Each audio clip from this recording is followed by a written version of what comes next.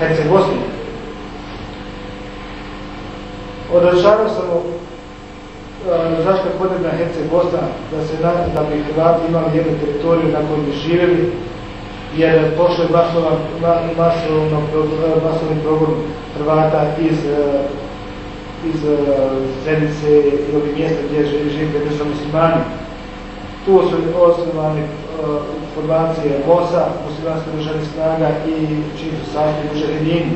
Maltretiraju Hrvate, odvode i tuku isto tako. Međutim, prije 2,5 mjeseca, to je početkom trajanja bilo, predsjednik Paraga izdaje mandatnu naredbu da sve postrojbe HOS-a prijeđu pod zapovjedništvo Hrvatskog vijeća obrane. Oko 12. travnja HOS prelazi pod zapovjedništvo Hrvatskog vijeća obrane. 18. travnja slijedi napad armije i muslimanskih snaga na pripadnike Hrvatskog vijeća obrane, gdje su izvršene razne veleizdaje i sa strane HOS-a, i od strane HOS-a, i od strane Hrvatskog vijeća obrane pojedinaca. Tako da su pojedinci koji su bili u zapovjedništvu, vrhovnom zapovjedništvu Hrvatskog HOS-a otišli su na stranu armije, kao što su Slavko Janović, Bruno Filipović i još mnogi drugi ljudi koji su bili na rukovodećim mjestima u HOS-u. Kada sam bio u kampni domu, bio sam u stvari 62 dana. 62 dana služba određuje smo jeli. Maltretiran sam u MUP-u, tamo bio sam u onoj stakari, u izolaciji. Jeo sam 62 dana služba driže, patili su nas, topili su nas 5 pogotovo koji je bilo u izolaciji i tako dalje. Mnoge stvari je predsjednik Paraga predvidio suviše kasno, zato želim ga optužim kao izdajnika svog hrvatskog naroda i zbog vođenja politike, ja bar mislim u svoje ime, protiv hrvatskog naroda sa muslimanskim fundamentalistima, odnosno islamskim fundamentalistima, i neke stvari koje je odradio misleći da je to za Hrvate, bilo je to protiv Hrvata. Koje su to stvari određene?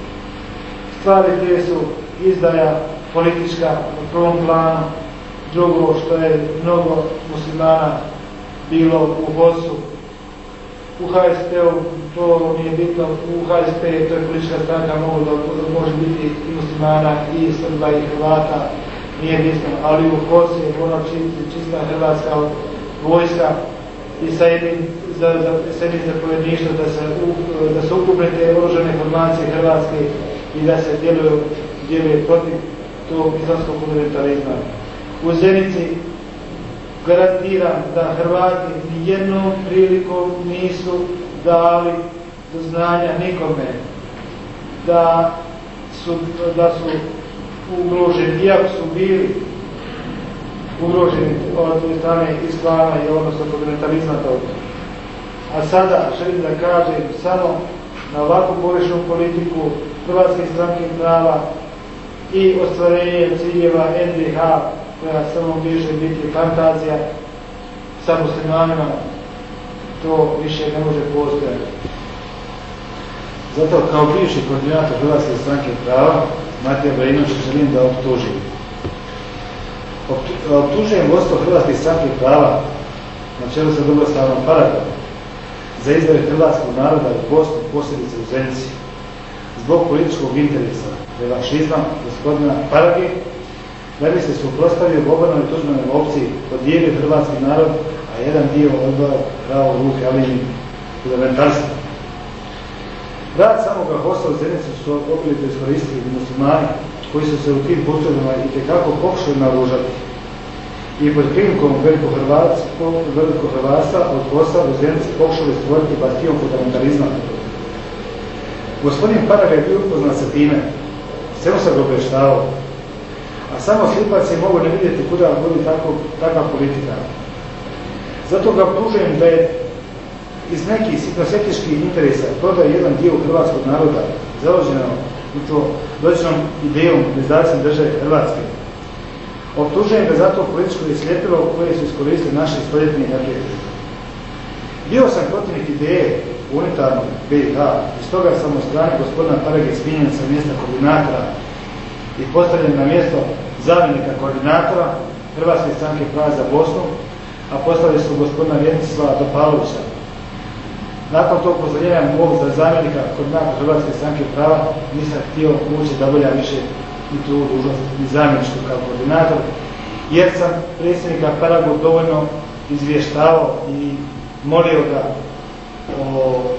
da primi ovo kao ozbiljno, ovo pojavi fundamentalizma u Bosni i Hercegovini, na što je on meni ukazao nepovjerenje kao predsjednika, odnosno koordinatora Hrvatske stranke prava za Bosnu.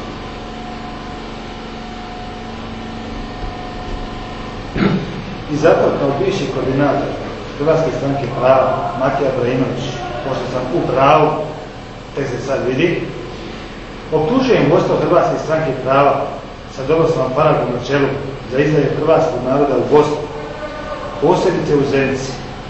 Zbog političkog interesa revanšizma gospodin Paraga je da bi se suprotstavio Bobanovoj i Tuđmanovoj opciji podijelio hrvatski narod, a jedan dio odveo pravo u ruku Alini. Rad samog posla u Zenicu obilato iskoristili su muslimani, koji se u tim postrojbama itekako pokušaju naružati. I u Krinkovu, veliko hrvatstva od posla u Zenici pokušali stvoriti bastion fundamentalizma.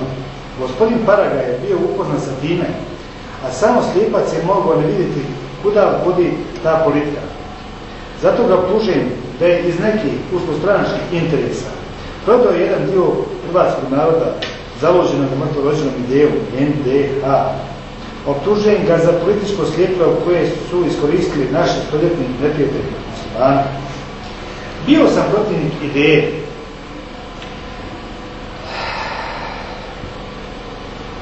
i o priznavanju unitarne BiH.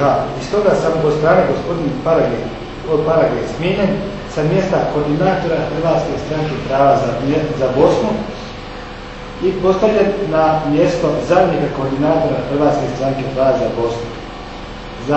Za koordinatora Hrvatske stranke prava za Bosnu je postavio gospodina Vjenislava Topalovića iz stranke, a mene postavio za njegovu zamjenu. Ja to nisam htio prihvatiti i čekao sam da se to vidi kako će se odvijati ove političke igre. Jer sam vidio da potpuno pogrešno vodi ideja ASP o stvaranju NDH sa muslimanima. Najviše sam zamirao što je po svaku cijenu išao na rušenje i kaljenje Tuđmana, u čemu nije birao sredstva, pa je tako i hrvatski narod u Bosni bio iskorišten u tom cilju, što ga je dovelo do toga da ne smije dočekati muslimansku agresiju na Hrvatsku.